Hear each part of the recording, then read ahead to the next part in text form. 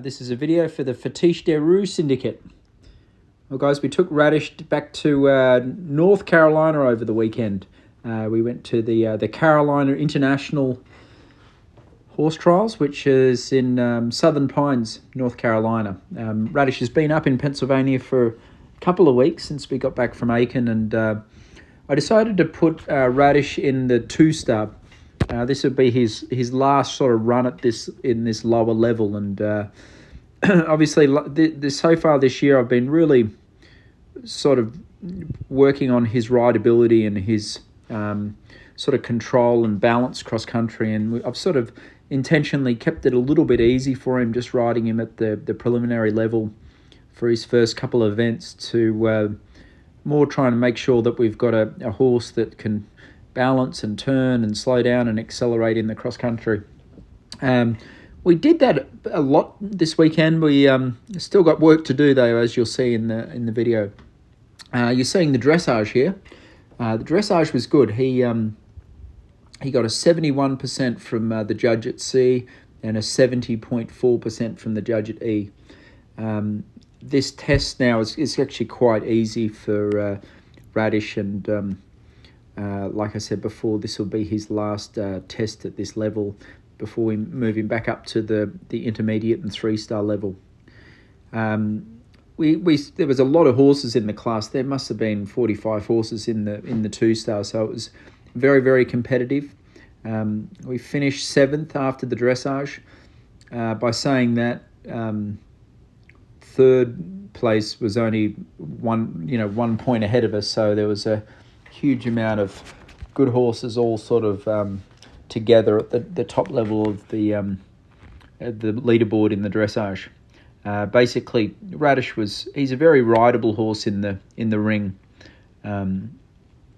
There wasn't that much atmosphere where the ring that we had for the 2-star, but he's in the dressage. He seems to be quite obedient and creates a good picture, and I'd say he's quite well trained on the flat.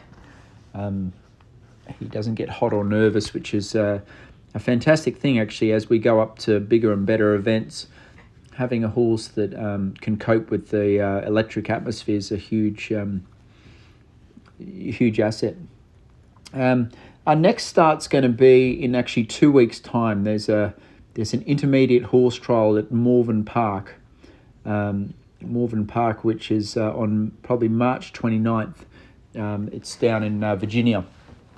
And I sort of galloped him around pretty quick, not crazy fast, but I opened him up. It was the first time I really sprinted him around the cross country. I think in 2 weeks' time we're going to go to the intermediate level, and I might give him a little bit more of a controlled balance trip around the cross country.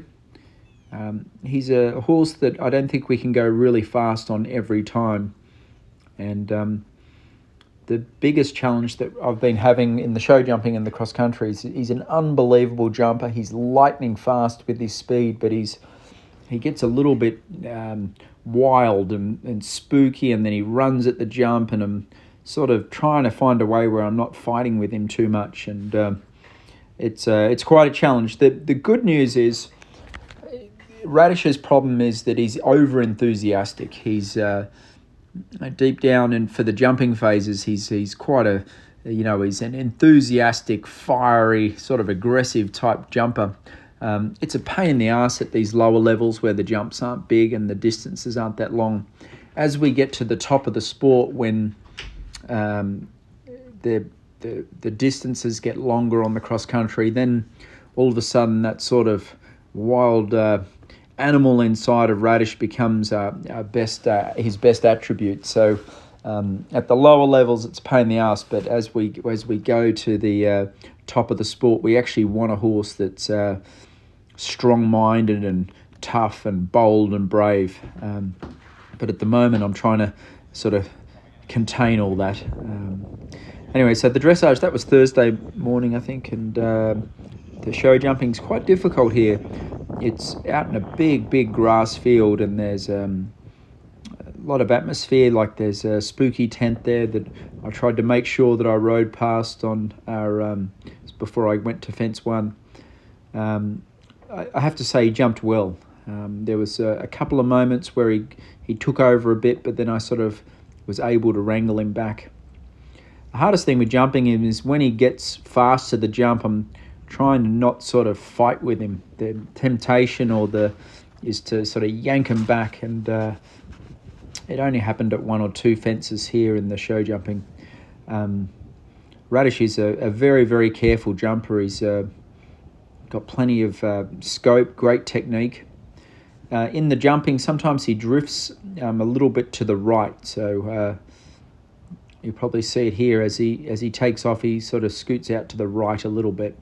So in our training, we've sort of put little guide poles on some of the fences. It's a bit of a flat work issue too. Is he falls out through his right shoulder when I'm turning left. So it's something we've been working on in the dressage of almost counterflexing him or yielding him to the inside to try and keep him very, very straight. After the dressage, we moved from 7th to 6th place. There was one person in front of us that had a pole down. All in all, I'm happy with that. It still needs to get better, but I think it's a work in progress. So this is the cross country, obviously, and again, my goal was to sort of try and be competitive, but not ride crazy fast where I'd have to wrestle with him. This is sort of, I think that was jump 4. And we're rolling along quite well, and I thought, all right, you're being a good boy here, Radish. And then there was some straw bales through this galloping lane that we were supposed to go through. And it happened to us at Bromont last year as well. We're flying along, and then all of a sudden he's like, hey, I'm not going over there.